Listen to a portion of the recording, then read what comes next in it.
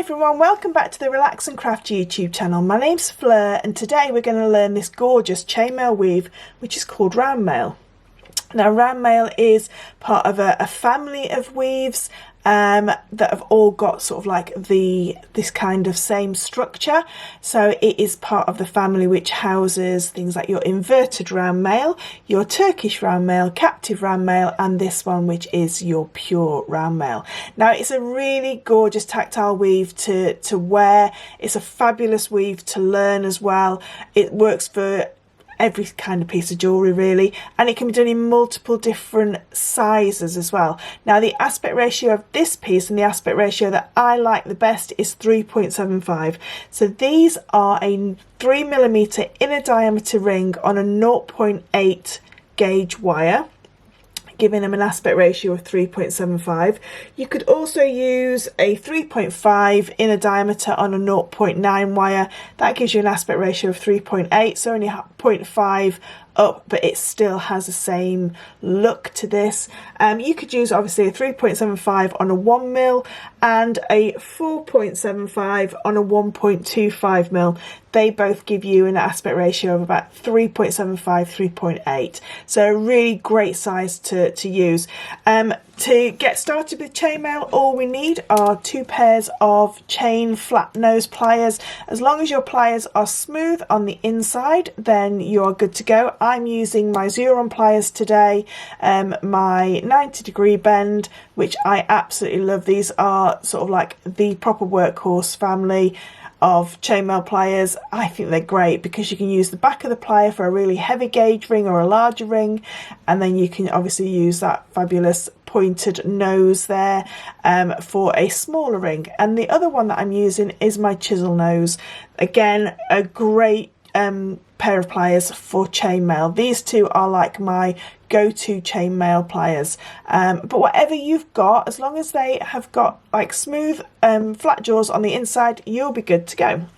The jump ring sizes that I'm using today, I'm going to be using 3.75 on a 1mm wire, so that was going to create this kind of diameter. So it's a really beautiful size, a great size, like I say, for bracelets and for necklaces.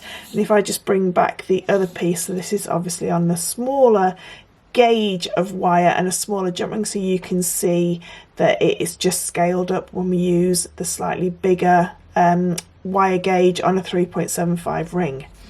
The other things that you're going to need is you're going to need 3 pieces of scrap wire or bag ties or whatever you use as handles. These are going to create our starting weave. So to get started, we're going to take, if I just bring these across, we're going to take 6 closed jump rings and 3 open jump rings. Now what I'm going to do is I'm just going to zoom you in just so that you can see exactly what I'm doing. So what we want to do is we're going to make a chain of 2 in 1. So I'm going to take one of my open jump rings, and I'm going to use 2 separate colours just so you can see how the pattern evolves and what we're doing. And I'm going to add on 4 closed jump rings. So just adding on those 4 jump rings. Move those out of the way so that it doesn't focus on those. So I've got 4 closed jump rings onto 1 open jump ring, and I'm just going to close that one up. And then if I split that pair, so I've now got a 2, 1, 2. Okay, looks like Wally from that film. And then I'm going to take another open jump ring and I'm going to go through just 2 of one of the pairs, so just 2 of the jump rings that are on the end, and I'm going to place on another 2 closed jump rings and close. So I now have a chain, if I just lay that down, of 3 double pairs and 2 single pairs, and then my final jump ring is going to close this into a circle. So I'm going to take hold of the end pair of jump rings, and all I want to do is I'm going to lift the bottom pair up and put it over the top. Now you've got to be very careful that we don't cross this over or twist the chain, but we just want to just bring those up and go through So we've just completed the circle, so we've ended the chain at this open jump ring and close. And then when we lay this down, what we're looking for is we're looking for all of our pairs to go flat. So you may just have to give it a little tap to make those go flat. So we want the single jump rings pointing upwards, and we want the double jump rings flat on the table, on your work surface. So what we want now is we want our 3 pieces of wire, or 3 bag ties, whatever you're using. I find wire a lot better to use in this kind of starting, just because it's a little bit more firmer. Now there are different ways to start this weave. This isn't the only way that you can start this weave. Lots of people will start it different ways, but this is the way that I've taught it for the last going on 10-15 years, and it's worked every single time for everybody. So each piece of wire we're going to bend into a little V. Now this wire is just some scrap wire that I had. It's I think it's about 0.5. As long as you can bend the wire, then it's not a problem. They don't have to be level or even or anything like that. It's just to work as a handle. So I've got all 3 pieces, and what I'm going to do with each piece is I'm going to pick up the top jump ring from each pair. So if I just show you, so you can see we've got a top jump ring here, here, and ooh, come back here, you try to run away, and here. Okay, so I'm going to pick up the top jump ring. Now I'm going to put my finger over the top of where I don't want it to move, because if we don't pin it down, it's going to run away, and we don't want it to run away. We want it to become a beautiful piece of jewellery. So I'm going to pick up the first one, and then pick up the second one. It's only the top jump ring that I'm picking up, not the bottom jump ring. And then picking up the third one. So just hook it on, and there we've got all 3 of our top jump rings collected. Now you can just go ahead and just squeeze these a little bit tighter now, so that they don't slip off. And the tighter you get these, the easier it's going to sit, like so. So that's so far. Now all we need to do now is pick up all 3 handles. So we're picking up all 3, and when we pick that up, we can see, and now it isn't going to sit correctly straight away, because it's going to want to splay open. But what we've got now is we've actually got the start of our tube. So round maille always starts with this inverted round maille tube. Okay, and then I'm just going to take one of those pieces of wire and I just wrap it around, just to make sure that everything's where it needs to be. And you can always just squeeze those a little bit tighter. Now the tighter they are, obviously the more it's going to sit in our starting tube. So you can see now that those 3 pairs are now sitting vertically. Okay, so you can see now we've got row 1, row 2 and row 3. Now what we want to do is we're going to add just a single row into our weave. Now the rule of thumb with any kind of round maille is that each row has 3 jump rings. So remember we said that we form it on a triangle, but it actually ends up in a beautiful circle, in a beautiful rope. This is how we weave it. So each row has 3 jump rings. So if you get all your jump rings and line them up in 3s, you will find this weave goes a lot better for you, so that you know that once all those 3 have gone, that row is complete.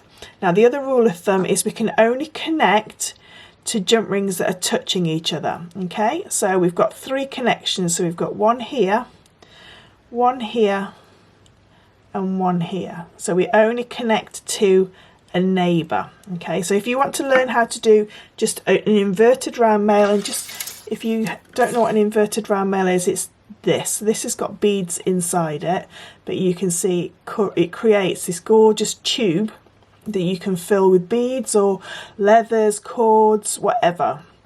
But it's a really beautiful weave all by itself, and this is the starting point to all of your round mails. So this is inverted round mail, okay, and it's just this next step all the way through. So if you want to just learn that one, then you can just follow this step all the way through. So I'm going to take one of my open jump rings and I'm just going to connect it to two of those jump rings that I know are touching and that are neighbours, so they can be connected together. So that's one jump ring, and then we're going to go to the second jump ring, to our second connection that you can see there. So you can see they're touching on the corners, so they can be connected. And then our last one is here on this bottom right corner. Now I do tend to turn my work so it's always facing my dominant side, which is my right side. So now we've got this, okay, so you can see we're starting to create inverted round mail. So if I just get my awl, I can show you that it is just a hollow tube.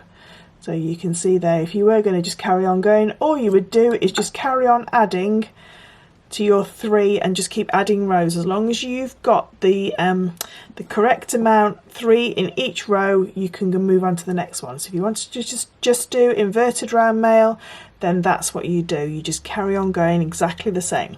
But what we're going to do is we're going to do the true round mail.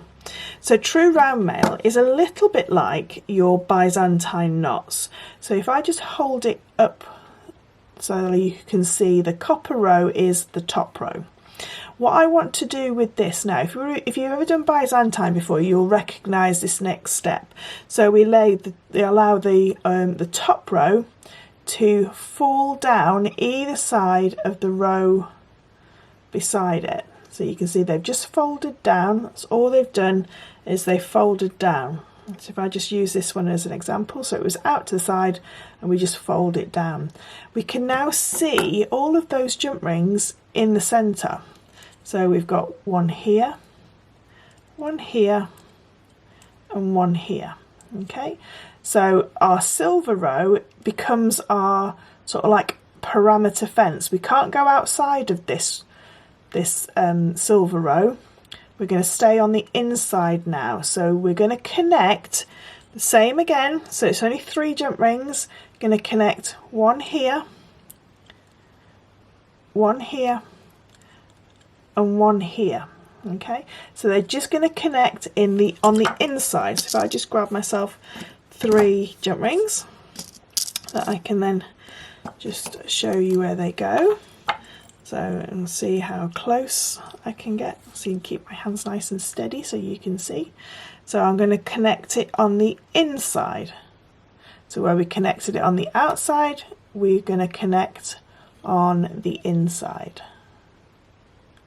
like so. Now you can see you can see where it's going to sit. It's going to sit on top of the previous silver jump ring. If you have got 2 different colours of jump ring, if you're learning this weave, it is a lot easier to do it with 2 different colours so you can see them all together. So I'm going to just close that one up, and then I'm just using my thumb just to push that second jump ring back in place, and I'm just going to take my next open jump ring and I'm going to go through the connection which is on my dominant side and close. And then my third jump ring and final jump ring for this row is just here. So you can see there we've connected them all, but they're sitting on the inside, and close. So you can see now that that's created almost like a basket. So they're now no longer on the outside, they're now, this row, are on the inside. So you can see that they're sitting on the inside of those. And now what we want to do is we're going to do a plain row, so just a normal inverted row. So we're just going to go back to normal now and just connect the neighbours together. So we do 1 row folded, 1 row plain. So this is our plain row. So I'm just going to go through and connect those 3 together. So remember, as long as they're touching, they can be connected together, like so. So it's just a plain row that we've made, and close. So you can see now that's just sitting normally like an inverted round maille row. And then we're going to take 3 of our silver jump rings, because we're going to do our foldback row. So if you wanted to make Turkish round maille, we always need another row, so it's always 3 sets before we fold back. This is almost like your box weave or your Queen's link weave, so we fold back every other row. So if you know how to do box weaves on 2 in 2, so 2, 2 and then fold back. This is 3, 3 and fold back. So it's just like an extra row, an extra jump ring in the row, but it's exactly the same. So it's very similar to your Byzantine box weave, but just with 3s rather than 2s.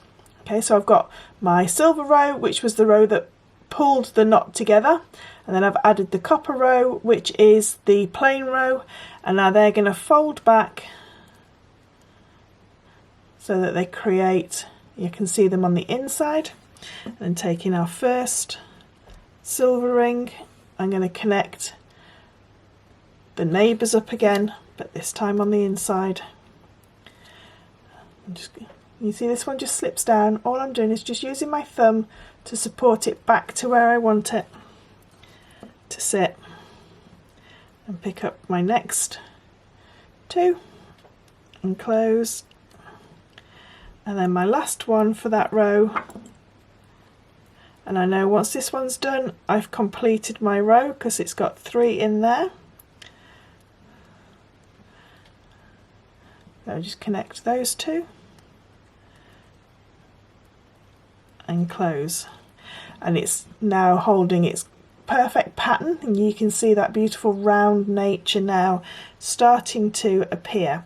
So I'm going to add on, I'll just do 1 more row, or 1 more sort of like plain row and fold back row for you. So just again, next 3 jump rings are just a plain row, so that's just connecting our neighbours just as they sit.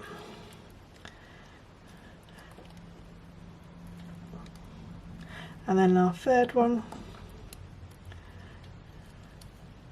Now this weave does use quite a few jump rings, because as you can see we're folding back every single time. Please ignore my closures, it's just because I'm demoing. I'm just going to take my 3 jump rings for my next row, and then this is my fold back row. So let that row that I've just added fold back so that it's presenting itself on the inside. And just give them all a little squeeze. Now if you need to, you can just give them a little sort of like rub in between your fingers like so, just to get them all to sit where you want them to sit. And then taking my first jump ring, going through and picking up my first jump ring, a second, so I'm just connecting on the inside. My last connection is just here, like so. Okay, you can see that there. Now to finish this weave off, because it's got 3 jump rings in, you've got quite a few different options to finish this weave off. So you can either make if you're a jeweler, you can make a little bead cap with 3 little connections in there. If you're a wire worker, you could make a little 3 ring bead cap. You can make a bead cap like this, which is just like a coil with a coil on the top. and then there's a piece of wire just holding the last 3 jump rings that comes through the middle of the coil onto here. But if you want a pure chainmail weave to finish, a pure chainmail finish, then what we need to do is we finish when our jump rings are on the inside. Let me just get my jump ring. So we folded back as normal, and I've added my first one in place. So that's just added as normal, so it's just holding 2 in place. Now my next jump ring, so this is obviously to just close this weave off. My next jump ring is going to pick up just the opposite jump ring, so you can see that 2 of them have been connected together. This jump ring is going to go on the free jump ring that hasn't got anything connected to it. Okay, let me just get it to focus for you. So we've got our 2 jump ring, our 1 jump ring that's holding 2 together, and then this jump ring is holding just that single one. So it's going to go through the single jump ring, and then it's going to pick up the jump ring that we've just added. So you can see how it's closing that weave off. So I'll do that again for you. So we start our row as normal. So we add our first jump ring in on the inside. Add that in to the 2, and you can see that you've got 1 jump ring which is loose, that doesn't have anything attached to it. So we're going to either come and go through the jump ring that we've added, and then the jump ring that is loose by itself. So jump ring that we've added, and then down through the loose jump ring, and that just closes the weave off, and it gives you a finish point to then attach your clasp to, or a gemstone, whatever you're going to do. So that's one side, and then for the other side, this has got too many rows on it, but you would do exactly the same. So all you would do is take off your handles like so. Ooh, they're all wired together, and like I say, this has got an extra row in it that it doesn't need to have, so you just have to imagine that it's the same, and then you would do the same on that side. So fold back the first row, pick up your first connection,